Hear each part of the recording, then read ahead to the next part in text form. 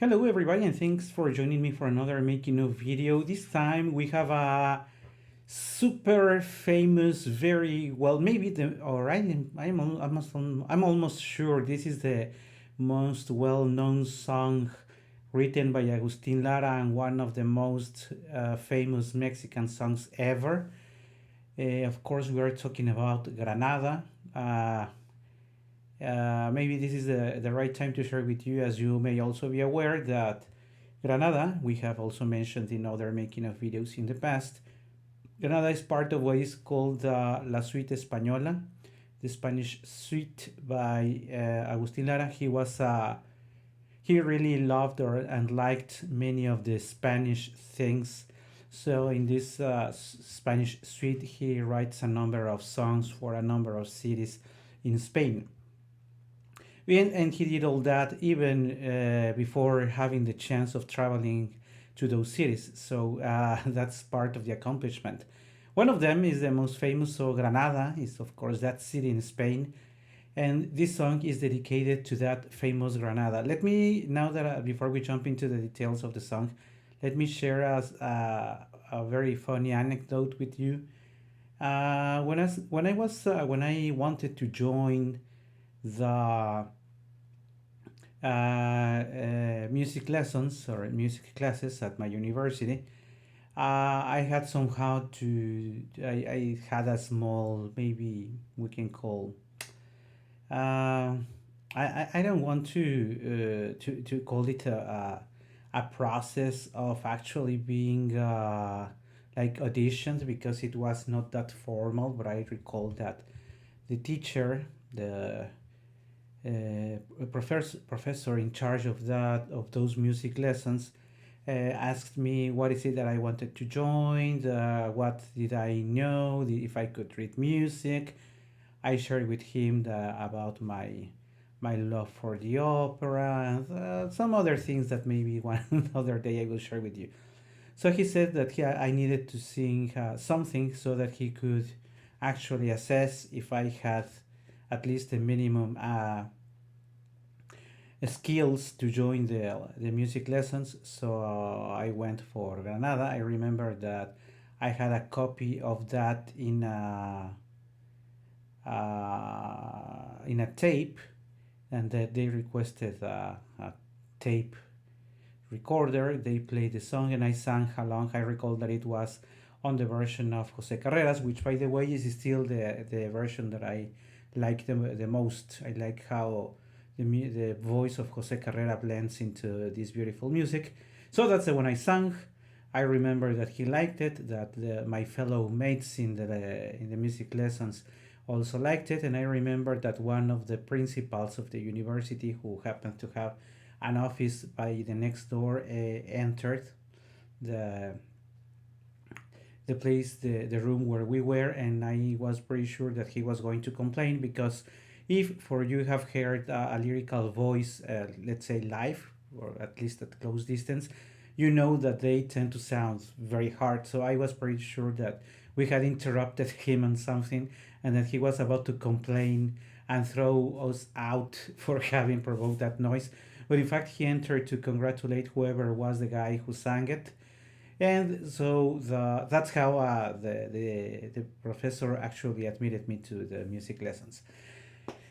And right after that, I have, or already over 20 years, I have known Granada for those many years. And I have to share something with you. As the years have passed, I have liked the least the way it is actually sung by many great singers. From my perspective, too much music, too many arrangements, too many changes, too many ornaments for the orchestra or the piano or the singer. And I feel that's a lot more than what Agustin Lara wrote. I have to say, and I think this is the right time to share with you, that this song is perfect for a tenor. For the tenor voice, this music is just perfect. It falls very well in the range of a tenor, very comfortably. You can sing it, and why not saying it? sopranos like to sing it too. Maybe, or well, if there is a soprano listening to me, please forgive me, but to be sincere, it sounds much better when it is a tenor, because if you are aware of this, in fact, the word tenor comes from the fact that tenors can keep these long notes with the same quality. That's why they are called the singers, una voz tenida. That's what tenor actually means. So it's no surprise that when Agustin Lara wrote it, the best voices to sing it are either high baritones or tenors themselves. And there's not too much to talk about the specifics of the lyrics itself. Of course, it describes Granada, that beautiful land that I would like to dream, that I have dreamt of, and etc., etc., etc. But since it is a very well-known song, I am going to make some notes, and we are actually going to listen to the piano accompaniment. Of course, I am also expecting that again, YouTube will spot it as a copyright violation, so hopefully they will not mute it or even cut this part of the video. But let's jump into that. Let's listen to it, and let me please make some notes on it. Okay. So, well, very important here. We we start with this tempo rubato, and the music sounds like this. Okay, there we go. There we go. Yeah.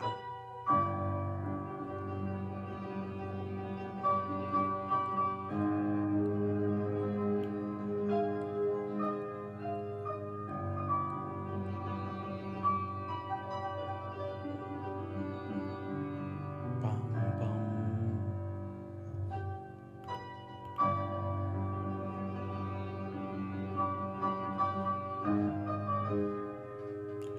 Dun, dun, dun, dun. And by far, I am pretty sure that you people are very aware of this music. You're very familiar with it.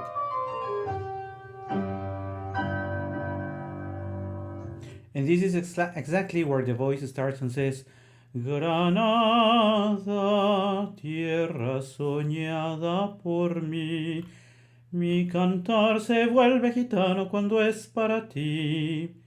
You see? And let's go for it. And I will make a short pause right after that phrase because there is something that I want to share with you as well. There you go for Granada, tierra soñada por mí. Mi cantar se vuelve gitano cuando es para ti. And here is the reason why people like Granada, and let's be sincere. This first phrase of Granada, tierra soñada por mí, mi cantar se vuelve gitano cuando es para ti, nobody cares about that. What people are expecting is now that the tenor goes now with power in the voice and says, Mi cantar hecho de fantasía,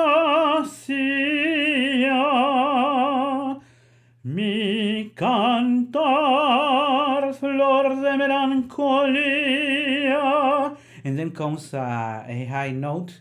And that's what people are actually expecting, because you see, you come from Granada, tierra soñada por mí, mi cantar se vuelve gitano cuando es para ti. Then you go, mi cantar hecho de fantasía. And you know, it sort of triggers the adrenaline in people who are actually listening. So let's listen to how it goes. Mi cantar hecho de fantasía.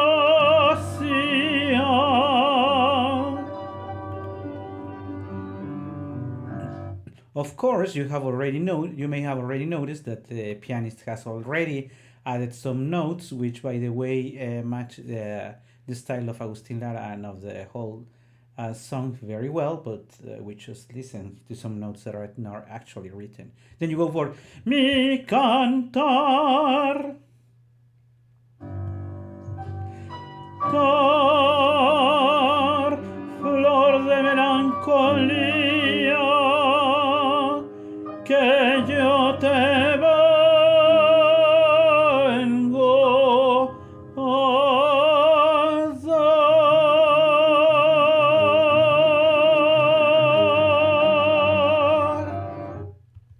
And I was telling you that people don't even care about the introduction of the song because this is what they are expecting, the first display of power in the voice of the tenor saying, Mi cantar, tararararia. And then you go for the high note, which by the way is the same sequence as when we rap it, the whole song when you say, Que yo te vengo. And then you keep the note for long until you have, and there are also, compared to the score I have here, the pianist is making some other notes, then comes a silence, and then you go for the rest of the song.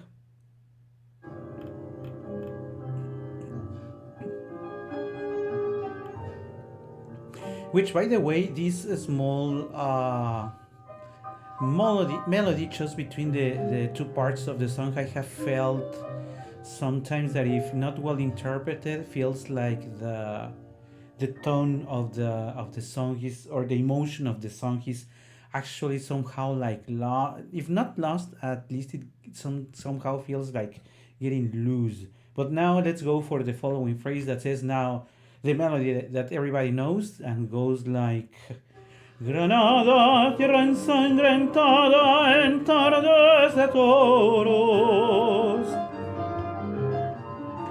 Mujer que conserva el embrujo de los ojos moros. And let me make another note there. If you realize, you say mujer que conserva el embrujo de los ojos moros. What I liked personally to do that is also to give some intention with the voice to help with the melody and say mujer que conserva el embrujo. See, it is different to mujer que conserva el embrujo. I liked mujer que conserva el embrujo de los ojos moros. De sueño rebelde y gitana, the same effect. And same effect again. Y beso tu boca de grana, jugosa manzana, que me habla. Instead of, I kept this note, amores, to link it to Granada. Amores, Granada, manola cantada, coplas preciosas. No tengo otra cosa que darte que un ramo de rosas. De rosas de suave fragancia que le dieran marco a la Virgen morena. You go a little soft here when you say Granada, tu tierra está llena de lindas mujeres, de sangre y de sol. As this part is going to be repeated, I liked this first time is sung, singing it a little softer because you need, or you want to, if you're as you are going to repeat the same phrase, you want to give it more power, right? So you say, Granada, tu tierra está llena de lindas mujeres, de sangre y de sol. Ta-da-da. Of course, this melody that everybody loves. Ta-da-da-da-dun, ta-da-da-da-dun-dun-dun. Ta-dun-dun, ta-dun-dun, ta-dun-dun, ta-da-da-dun.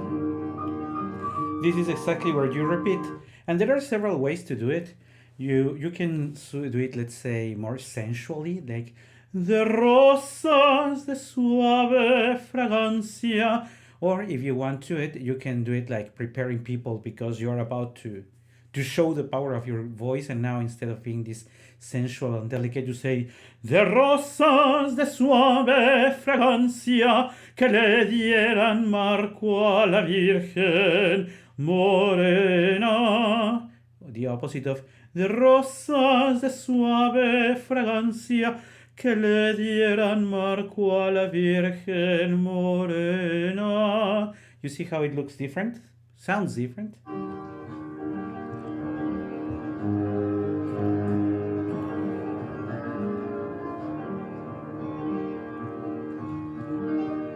And finally, the part that everybody's waiting for, the final rapping phrase of the song. Granada, tu tierra está llena de lindas mujeres. And also the piano stops. There is no pause indicated like that, but say you leave a pause because you want to prepare everybody to listen to the astonishing high long note of the tenor. De lindas mujeres, pues de sangre y de sol. Of course, the score tells us that in fact the syllable or the word that we have to keep going is sol, no de. So de sangre y de sol. So let's listen to how it actually sounds.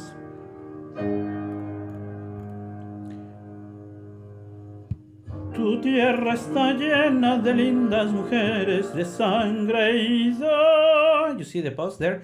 De sangre y de sol.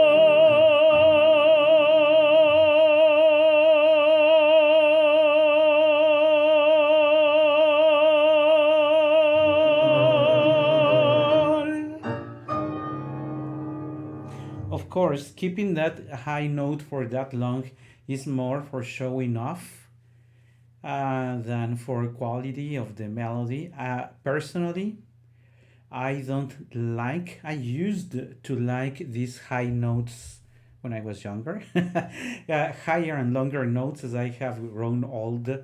I don't find much musical value in keeping for that long or for keeping that high. I think that it's better if you sing notes correctly. The sangre y the sol for 4 or 5 seconds. They sound very good instead of keeping it for that long. But well, that's the way it actually worked. And I don't know what else to tell you. We're in fact wrapping up this video.